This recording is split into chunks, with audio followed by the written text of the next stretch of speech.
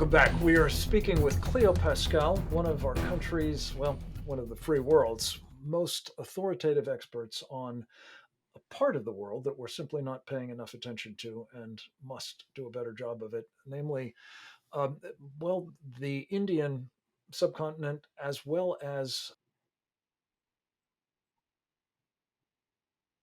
Cleo to that second part of your portfolio. You have been among those who are really seized, and I think seemingly, at least in part thanks to your efforts, I'm sure, the Biden administration is to be included in that, certainly the United States military, namely a problem arising from China's inroads into the South Pacific and its growing assertiveness in the Western Pacific more generally. Talk a bit about what's been going on in the Solomon Islands of late and what it suggests about both the Chinese agenda and belatedly the response of the West. So there was an announcement that a security agreement had been signed between the Chinese Communist Party and the government of the Prime Minister of the Solomon Islands, Sogavari, Prime Minister Sogavari. And I want to be very specific that this is between the CCP and this leadership. It's not reflective of the desire of the people of the Solomon Islands as a whole, or the opposition, or the provincial leaders. It's very much they created the CCP, fostered and created an environment in which this one authoritarian leader could gain control over the parliament and be in a position to pass this legislation. It's not legislation, this agreement, which will eventually, I hope, have to go to parliament, and in which case, hopefully, it will fall. We don't know yet. There's supposed to be an election in 2023, and as happens when you work with the Chinese Communist Party, there's probably a desire to postpone those elections on the part of Sogavari. So you have a situation where, and remember, we're coming up on the 80th anniversary of the Battle of Guadalcanal, which was fought in the Solomon Islands, Right. where that country that took such effort and such pain to liberate 80 years ago is slipping again under an authoritarian ambit, this time coming out of China. You're calling to mind Guadalcanal, one of the most horrific battles of the Second World War, certainly in the Pacific, underscores really the strategic importance of this particular piece of real estate in the Solomon Islands.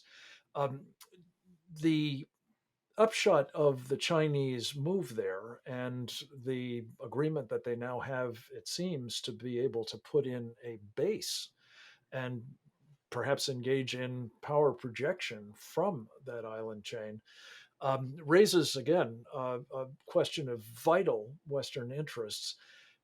How are not only the United States, State Department, Defense Department, Biden administration more generally, but also the other members of the Quad now beginning to respond? And do you think it's too little, too late? So as you mentioned at the beginning, the Department of Defense and the military, U.S. military, because of its history, knows this area very well and has been trying to raise the alarm for years. Some of the people you've had on your show, Captain Fennell, Colonel Newsham, they've been talking about this for years, if not decades. So Right. within the defense communities, both in the U.S. and in Japan, there's been an awareness, and now obviously in Australia and India is starting to take a look at the region, because it is the reason that I look at India and the Pacific Islands is because those are the maritime front line with the Pacific Islands and the land front line with India of Chinese expansion. So they can identify the activities that you see from China in terms of political warfare and then shifting to kinetic in the Mhm. Pacific Islands or South China Sea is exactly what they see in the villages in Nepal or moving out into Myanmar, moving out towards India. The behavior is the same. So they are linked. They are the front lines of Chinese expansionism. And so it's understood by India from its border region. Now it's starting to realize this is a problem in the islands. Japan obviously knows this incredibly well from its own perspective. They don't want to go and die in Guadalcanal again either. And Right. for in case of Australia, it's just a couple thousand kilometers off the coast. And we tend to think of the Solomon situation as being a naval threat. But if they put missiles in and for example, there's a huge lease on a mine, on a gold mine in the Solomons, where they'll be moving heavy equipment in and out, and it's very hard to say what's going to be in those containers that go in and out of that mine.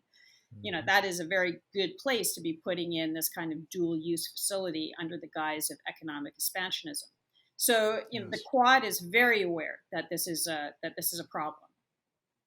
Well, so, and that brings us to this upcoming meeting of the Quad. Remind us when and where it will take place, and what do you think might come of it, specifically, perhaps with respect to these challenges that we've just been discussing, India first and now the Solomons, but more generally in terms of resolving to address and counter what China's up to at the moment, and what it has in prospect for Taiwan, especially as well. So the meeting is May 24th in Japan. It's an in person meeting. President Biden will be there, as well as the leaders of the other countries. It's 3 days after the Australian election, so it's not sure who Mm. the Australian prime minister will be. However, both parties in Australia have expressed deep concern about what's happening in the Solomons. In terms of how it's countered, the U.S. did something unique when it sent its delegation to the Solomon Islands. When Kurt Campbell, the National Security Council Indo Pacific coordinator, went, he deliberately met with leaders of the opposition and church group leaders, as well as the Prime Minister Sogavari, who's such a problem. Whereas the Australians and the Japanese, who sent delegations, only met with Sogavari.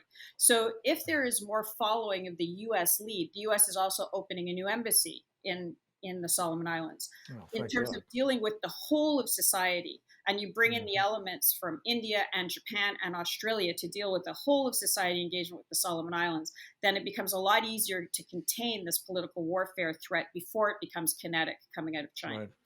And before it becomes kinetic, is I think what we ought to be doing to shore up the defenses of Taiwan as well. That is a topic to which we will turn with you on another occasion soon. Cleo Pascal, thank you for your expertise and for joining us today. Come back to us soon. I hope the rest of you will do the same at our next meeting. We are delighted to have you with us. I hope you feel better equipped to help us in protecting the country we love. And I hope that you'll go forth and multiply, enforced by this information that you've received here and also by what you can receive at our website, securingamerica.tv. It's there for you to become better equipped to do your part to securing America. Job one for all of us. God bless.